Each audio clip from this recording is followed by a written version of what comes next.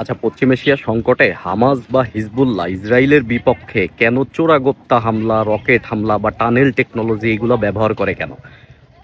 International relation এই জিনিসটা আমরা অ্যাসিমেট্রিক্যাল ওয়ারফেয়ার দিয়ে ব্যাখ্যা করতে পারি, যেখানে দুইটা শক্তির মধ্যে যুদ্ধ হবে, যে দুইটা শক্তির মধ্যে আসলে প্রচুর বৈষম্য থাকবে মিলিটারি পাওয়ারে।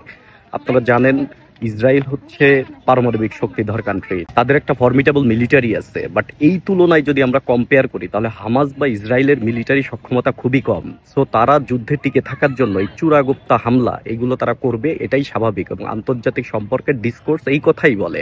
এবং আমরা যখন মুক্তিযুদ্ধ করেছি 1971 সালে, তখন আমাদের ক্র্যাক প্ল্যাটুন কিন্তু চোরাগুপ্তা হামলা করেছে, তারা গেরিলা যুদ্ধ করেছে। বড় শক্তির বিপক্ষে যুদ্ধ করতে হলে আসলে গেরিলা হামলা বা এরকম চোরাগুপ্তা হামলার কোনো বিকল্প নাই, যদি যুদ্ধটা হয় অ্যাসিমেট্রিক্যাল ওয়ারফেয়ার বা বৈষম্যমূলক যুদ্ধ। সো আন্তর্জাতিক সম্পর্কের ক্ষেত্রে আপনারা হামাস এবং ইসরায়েলের যুদ্ধের ট্যাকটিক্স বিশ্লেষণ করতে গেলে এই অ্যাসিমেট্রিক্যাল ওয়ারফেয়ার এই টার্মটা আপনারা ব্যবহার করতে পারেন।